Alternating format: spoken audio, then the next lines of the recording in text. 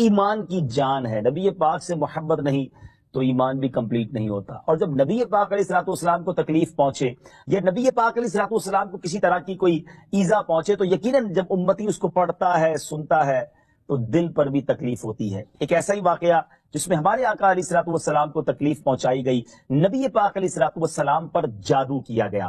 ناظرین آج یہ واقعہ ہم سنیں گے اور یہ قرآنی واقعہ ہے اور اس کے ذریعے بہت ساری باتیں بھی سنیں گے. جادو کے بارے میں بڑے مسکنسیپشن ہیں لوگوں کے ذہنوں میں اور سمجھتے ہیں کہ جادو کا توڑ کرنے کے لیے بڑے عجیب و غریب عمل کرنے پڑیں گے، بڑے گناہوں والے کام کرنے پڑیں گے، اللہ کی ناراضگی والے کام بھی لوگ کرنے کے لیے تیار ہو جاتے ہیں، حرام اور ناجائز کام کرنے کے لیے تیار ہو جاتے ہیں اور سمجھتے ہیں کہ اس سے جادو سے بچا جا سکے گا. البتہ جادو کروانے کے لیے بھی لوگ بڑے ہی ناجائز اور حرام کام کرتے ہیں جو کہ جہنم میں لے جانے والے کام ہوتے ہیں. اللہ مجھے اور آپ کو ہمیشہ جادو ٹونے آصف سے محفوظ رکھے، ہر قسم کی بلاؤں سے محفوظ رکھے.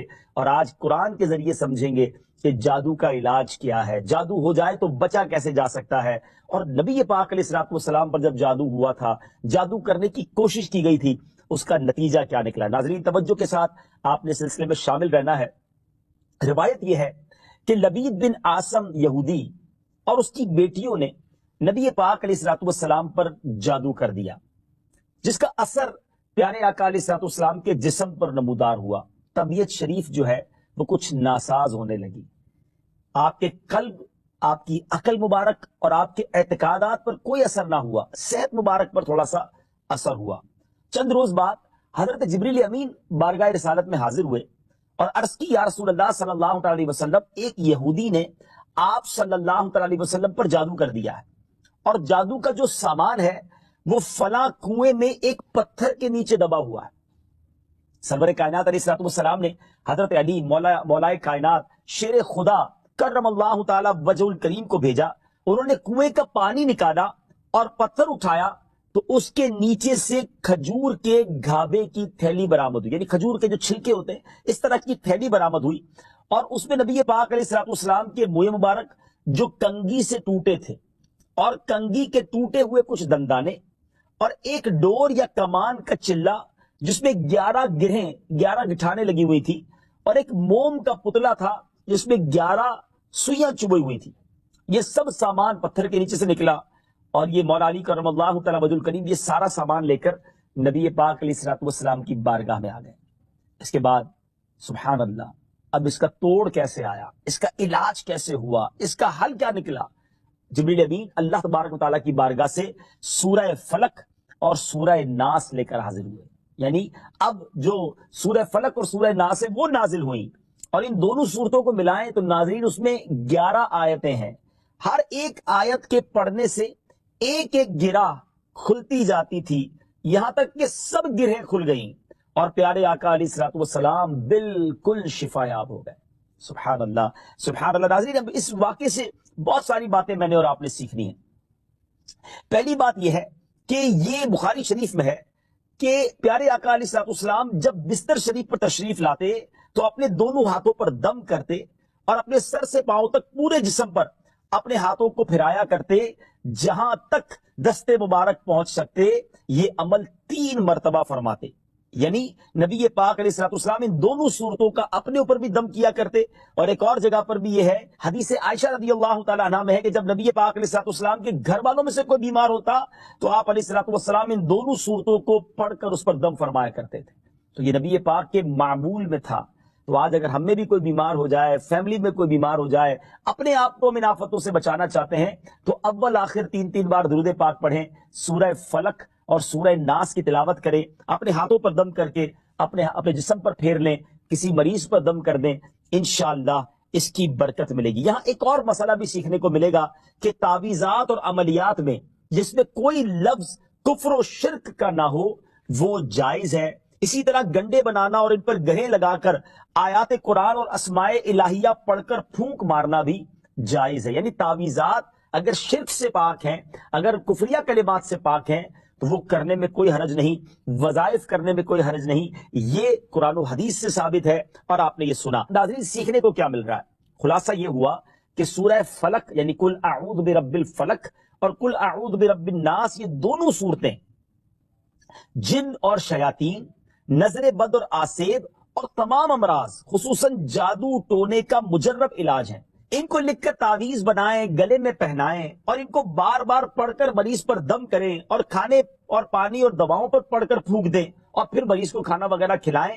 انشاءاللہ عز و جل ہر مرض اور بالخصوص جادو ٹونا دفع ہو جائے گا، مریض شفا یاب ہو جائے گا۔ اسی طرح قرآن مجید کی دوسری تمام صورتوں کی خصوصی خواص ہیں جن کو بہت خوبصورت کتاب جنتی زیور ہے، اس میں بھی آپ پڑھ سکتے ہیں ناظرین۔ اسی طرح ہمیں چاہیے کہ قرآن پاک کی تلاوت کرتے رہیں۔ قرآن پاک کی ہر حرف میں شفا ہے، برکتیں ہیں، اور آج خاص طور پہ ہمارے ناظرین کو گویا وظیفہ، قرآنی وظیفہ مل رہا ہے۔ بہت سارے ناظرین یہ گزارش کرتے ہیں کہ ہمیں کوئی وظیفہ بتایا جائے، تو دیکھیں آج تو قرآن کے ذریعے، اور وہ وظیفہ جو نبی پاک کو رب کی طرف سے عطا ہوا، پیارے آقا علیہ الصلوۃ والسلام کو بھی شفا نصیب ہوئی، تو ہمیں ضرور اس کو اپنانا چاہیے۔ ناظرین، اس سے پہلے کہ میں مزید اس معاملے میں آگے بڑھوں، میں چاہتا ہوں کہ دونوں صورتوں کی تلاوت اور اس کا ترجمہ پہلے سن لیتے ہیں اور پھر مزید اس بارے میں بات کرتے ہیں کہ اس حیرت انگیز واقعے سے مجھے اور آپ کو مزید کیا سیکھنے کو ملتا ہے۔ پہلے سورہ فلق کی تلاوت ہوگی، سورہ ناس کی تلاوت ہوگی۔ میں یہاں ایک اور بات بھی کہنا چاہوں گا۔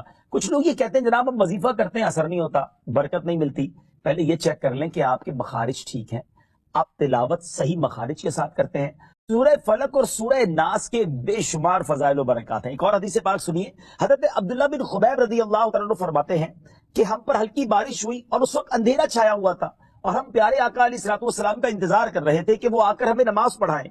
پھر نبی پاک علیہ الصلوۃ والسلام ہمیں نماز پڑھانے کے لیے تشریف لائے اور ارشاد فرمایا پڑھو۔ میں نے عرض کی کیا پڑھوں؟ ارشاد فرمایا صبح و شام 3 بار قل هو اللہ احد، قل اعوذ برب الفلق اور قل اعوذ برب الناس پڑھو، ان کی تلاوت کرنا تمہیں ہر بری چیز سے بچائے گا۔ چلیں ایک اور وظیفہ مل گیا، سورہ اخلاص کو بھی شامل کر لیں تو صبح و شام پڑھیں تو انشاءاللہ بری آفتوں سے، مصیبتوں سے، جادو ٹونے سے، آسیب سے، ان طرح کی بلاؤں سے انشاءاللہ محفوظ رہیں گے۔ ناظرین، یہاں کچھ مسائل بھی سیکھ لیتے ہیں۔ حضرت اسماء بنت امیس رضی اللہ تعالیٰ عنہ نے عرض کی یا رسول اللہ صلی اللہ تعالیٰ علیہ وسلم، جعفر کے بچوں کو جلد نظر ہوتی ہے، کیا مجھے اجازت ہے کہ ان کے لیے عمل کروں؟ نبی پاک علیہ الصلوۃ والسلام نے اجازت عطا فرمائی۔ تو سیکھنے کو یہ ملا کہ تعویذ اور عملیات جن میں کفر و شرک نہ ہو، کوئی کلمہ ناجائز نہ ہو، تو اس میں جو ہے وہ تعویذ کرنا، عمل کرنا جائز ہے، اور خاص کر وہ عمل جو آیات قرآنیہ سے کیے جائیں یا احادیث میں وارد ہوئے ہوں۔ اسی طرح چند مسائل بھی سیکھنے کو ملے۔ یہ دونوں صورتیں جو ہیں ان کے شان نزول سے ہمیں معلومات کیا ملتی ہیں۔ نمبر 1، جادو اور اس کی تاثیر حق ہے۔ کچھ لوگ جادو کا انکار کر دیتے ہیں، یہ درست نہیں ہے۔ جادو اور اس کی تاثیر حق ہے کیونکہ قرآن میں اس کا ذکر ہے، اور نبی پاک علیہ الصلوۃ والسلام پر بھی آپ کی صحت مبارک پر اس کا اثر ہوا۔ نمبر 2، نبی کے جسم پر جادو کا اثر ہو سکتا ہے، جیسے تلوار، تیر اور نیزے کا بھی اثر ہوتا ہے۔ یہ شان نبوت کے خلاف نہیں ہے۔ ہاں، ایسا اثر نہیں ہو سکتا کہ جس سے نبوت کے متعلقہ امور میں خلل آ جائے۔ حضرت موسیٰ علیہ الصلوۃ والسلام کے مقابلے میں جادوگر بالآخر اس لیے فیل ہوئے کیونکہ وہاں جادو سے معجزے کا مقابلہ تھا، ورنہ حضرت موسیٰ علیہ الصلوۃ والسلام کے خیال پر بھی اس جادو نے اثر کیا کہ ان کو خیال ہوا کہ یہ لاٹھیاں، رسیاں چل رہی ہیں۔ نبی کریم علیہ الصلوۃ والسلام کے خیال پر بھی اسی طرح یہی اثر ہوا تھا۔ نمبر 3، جادو کو دور کرنے میں سورہ فلق اور سورہ ناس کو خصوصی تاثیر حاصل ہے۔ نمبر 4، جادو ٹونے اور عملیات اور اثرات اور بیماریوں کو ختم کرنے کے لیے قرآن پاک کی صورتوں اور آیتوں کو استعمال کیا جا سکتا ہے، اور بخاری شریف میں سورہ فاتحہ کو اس مقصد کے لیے استعمال کرنے کا بیان موجود ہے۔ تو سورہ فاتحہ کو سورہ شفا بھی کہا جاتا ہے، تو یہ بھی شفا کے لیے بڑا مجرب اور بڑا پیارا وظیفہ ہے۔ ناظرین، یہ چند باتیں تو ہم نے اس واقعے کے متعلق سیکھی، سورہ فلق اور سورہ ناس کے کچھ فضائل بھی سنے۔ میں یہاں ایک اور بات بھی کرنا چاہتا ہوں کہ آج کل پرابلم یہ ہو گیا ہے کہ اتنے عاملین آ گئے ہیں، اتنے عمل کرنے والے لوگ آ گئے ہیں، اتنے بورڈ ہمارے شہروں اور وطن میں لگ جاتے ہیں کہ ایسا لگتا ہے ہر دوسرے آدمی پہ جن ہے یا اس پہ جادو ہو گیا ہے۔ خدارا، جھوٹے عاملین سے اپنے آپ کو بچائیے۔ اگر جینے کی تمنا ہے تو کچھ پہچان پیدا کر۔ لوگوں کے گھر بک جاتے ہیں، لوگوں کی عزتیں پامال ہو جاتی ہیں، عجیب ماحول ہو گیا ہے۔ کچھ بد نصیب تو وہ ہیں جو کسی کو تباہ کرنے کے لیے جادو کروانے جاتے ہیں اور ہزاروں لاکھوں روپے خرچ کرتے ہیں، اور پھر بیچارے کچھ جب بیمار ہو جاتے ہیں تو اپنا بعض اوقات ڈاکٹری مسئلہ ہوتا ہے اور وہ بھی کسی عامل کے ہتھے چڑھ جاتے ہیں اور وہ کہتا ہے جناب آپ کے گھر میں بہت برا عمل ہوا ہے، فلاں جگہ کوئی چیز دبی ہوئی ہے، اور اس کو اب سنبھالنے کے لیے، اس کو نکالنے کے لیے اتنے بکرے چاہیے، اتنے مرغے چاہیے، اتنے انڈے چاہیے، قبرستان میں یہ عمل کرنا ہوگا، اور پھر غریب آدمی اپنی چیزوں کو بیچ کر ہزاروں لاکھوں روپے دے دیتے ہیں اور خاندان کے خاندان ٹوٹ جاتے ہیں۔ ایسا نہ کریں پلیز، ایسا نہ کریں، بلکہ میں تو ان عاملین سے بھی گزارش کروں گا کہ حلال روزی کی طرف آئیں۔ دعوت اسلامی نے بڑا شاندار ایک انداز اختیار کیا، اللہ سلامت رکھے دعوت اسلامی کے مدنی ماحول کو۔ ناظرین آپ سوچ رہے ہوں گے کہ پھر ہماری بیماریوں کے لیے ہم تعویذ کس سے لیں، ہم یہ وظائف کہاں سے لیں؟ آپ کی دعوت اسلامی ہے نا، الحمدللہ دعوت اسلامی کا ایک شعبہ ہے جس کا نام ہی مکتوبات و تعویذات عطاریہ ہے۔ اس میں آپ کو بغیر کسی فیس کے، جی ہاں بغیر کسی فیس کے، لاکھوں لاکھ تعویذ ہر مہینے ناظرین یہاں سے دیے جاتے ہیں، پوسٹ بھی کیے جاتے ہیں، کوریئر بھی کیے جاتے ہیں، اس کی بھی کوئی فیس نہیں لی جاتی۔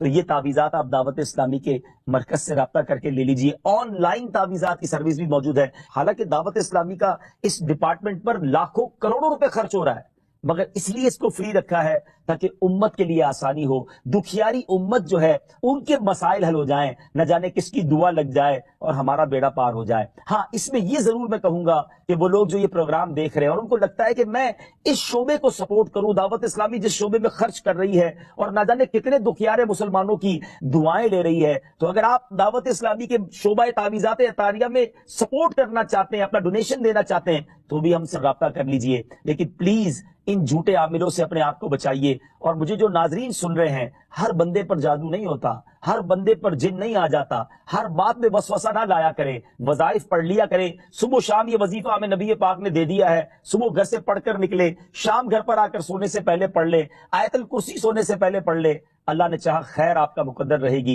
امین نے بتا دیا کہ جادو کس نے کیا، مگر نبی پاک علیہ السلام نے بدلہ نہیں لیا، سزا نہیں دی۔ اس لبید بن عاصم کو، اس کی جو بچیاں تھی، جو بھی لوگ تھے جادو کرنے والے، سب کو معاف کر دیا۔ اللہ اکبر۔ انہیں پتا چل جاتا تھا کہ کس نے ظلم کیا ہے، پھر بھی معاف فرماتے، اور ہم شک کی بنیاد پر بدلہ لے لیتے ہیں۔ کوئی عامل کہہ دیتا ہے تمہارے گھر میں سین نام کی کوئی عورت ہے، اس نے یہ کیا ہے، اب جتنے سین نام والے ہیں سب کے ساتھ بدگمانی شروع، جب سے سب سے لڑائی شروع، سب کے بارے میں برا سوچنا شروع۔ انسان ہی سے غلطی ہوتی ہے، معافی کرنے والا ذہن رکھیے، معاف کریں گے اللہ تعالیٰ آپ کو معاف کر دے گا، رحم کریں گے آپ پر رحم کیا جائے گا۔ اللہ مجھے اور آپ کو نبی پاک علیہ السلام کی اس مبارک سیرت سے سیکھنا نصیب فرمائے کہ اگر کسی سے غلطی ہو بھی گئی ہے، کسی نے ہمارا برا چاہا بھی ہے اور پتہ بھی چل گیا ہے، تو معاف کرنا اللہ کو بڑا پسند ہے۔ مشکل ضرور ہے، دل چاہتا ہے میں بھی بدلہ لوں، لیکن مزہ بھی تو یہی ہے نا کہ دل چاہ بھی رہا ہے، غلط بھی کیا ہے سامنے والے نے، اور میں بدلہ لے بھی سکتا ہوں، پھر بھی اللہ کی رضا کے لیے معاف کر دیں، اور اس نیت سے معاف کریں میرے مالک میں تیرے بندے کو معاف کر رہا ہوں، تو مجھ گناہگار کو معاف فرما دے۔ اللہ کریم ضرور کرم فرمائے گا، اور یہی اسلام کی خوبصورتی ہے۔ اللہ مجھے اور آپ کو معافی اور درگزر کا ذہن نصیب فرمائے۔ ہمارے سلسلے پیغام قرآن میں ہم یہی کوشش کرتے ہیں کہ قرآن پاک سے کوئی میسج، کوئی پیغام آپ کی طرف بڑھایا جائے۔ تو آج الحمدللہ آپ کے لیے یہ پیغام تھا کہ قرآن پاک پڑھیے، اس پر عمل کیجئے، اس کو پڑھ کر اپنے اوپر دم بھی کیجئے، اور پھر کسی سے غلطی ہو جائے تو معاف۔ سورہ فلق مدینہ منورہ میں نازل ہوئی، اور ایک قول یہ ہے کہ مکہ مکرمہ میں نازل ہوئی۔ پہلا قول زیادہ صحیح ہے کیونکہ اس کے شان نزول سے اسی کی تائید ہوتی ہے۔ رکوع اور آیات کی تعداد، اس صورت میں 1 رکوع اور 5 آیتیں ہیں۔ فلق نام رکھنے کی وجہ، فلق کے کئی معنی ہیں، اور یہاں اس سے مراد صبح ہے، اور چونکہ اس صورت کی پہلی آیت میں لفظ موجود ہے، اس مناسبت سے اسے سورہ فلق کہتے ہیں۔ پیارے آقا علیہ السلام نے ایک بار اس سورت کے بارے میں ارشاد فرمایا، کیا تم نے نہیں دیکھا کہ آج رات مجھ پر ایسی آیتیں نازل ہوئی ہیں جن کی مثل نہیں دیکھی گئی؟ وہ آیتیں قل اعوذ برب الفلق سورت کے آخر تک، اور قل اعوذ برب الناس سورت کے آخر تک ہے۔ سبحان اللہ۔ تو اس سورت کے بارے میں بڑے فضائل نبی پاک علیہ السلام نے ارشاد فرمائے۔ ایک بار حضرت عابس جوہنی رضی اللہ تعالیٰ عنہ سے روایت ہے کہ نبی پاک علیہ السلام نے ارشاد فرمایا، میں تمہیں وہ کلمات نہ بتاؤں جو شریر جنات اور نظر بد سے اللہ تعالیٰ کی پناہ طلب کرنے میں سب سے افضل ہیں؟ انہوں نے عرض کی یا رسول اللہ صلی اللہ علیہ وسلم کیوں نہیں، آپ ضرور بتائیے۔ ارشاد فرمایا وہ کلمات یہ دونوں صورتیں ہیں، قل اعوذ برب الفلق اور کل اعوذ برب الناس. سبحان اللہ سبحان اللہ. اب آئیے سورہ ناس کے بارے میں کچھ سن لیتے ہیں، اس کی فضیلت بھی جان لیتے ہیں. سورہ ناس جو ہے ناظرین، یہ قرآن پاک کی ترتیب کے لحاظ سے سب سے آخری سورت ہے. اس کا مقام نزول سورہ ناس زیادہ صحیح قول کے مطابق مدنی ہے. اس سورت میں 1 رکوع اور 6 آیتیں ہیں. الناس نام رکھنے کی وجہ، عربی میں انسانوں کو الناس کہتے ہیں، اور اس سورت کی پہلی آیت میں یہ لفظ موجود ہے. اس مناسبت سے اسے سورہ الناس کہتے ہیں یا اسے سورۃ الناس کہتے ہیں. سورۃ الناس کے مضامین، اس سورہ مبارکہ میں ان جنات اور انسانوں سے اللہ تعالیٰ کی پناہ مانگنے کی تعلیم دی گئی ہے جو لوگوں کے دلوں میں وسوسے ڈالتے ہیں. سورہ فلق کے ساتھ اس کی مناسبت کیا ہے؟ سورۃ الناس کی اپنے سے ماقبل سورت سورہ فلق کے ساتھ مناسبت یہ ہے کہ سورہ فلق میں ظاہری شر سے اللہ تعالیٰ کی پناہ مانگنے کی تعلیم دی گئی تھی، اور اس سورت میں خفیہ شر سے اللہ تعالیٰ کی پناہ مانگنے کی تعلیم دی گئی ہے. اللہ تعالیٰ ہمیں ہر طرح کے شر سے محفوظ فرمائے. قرآن پاک پڑھنے، سمجھنے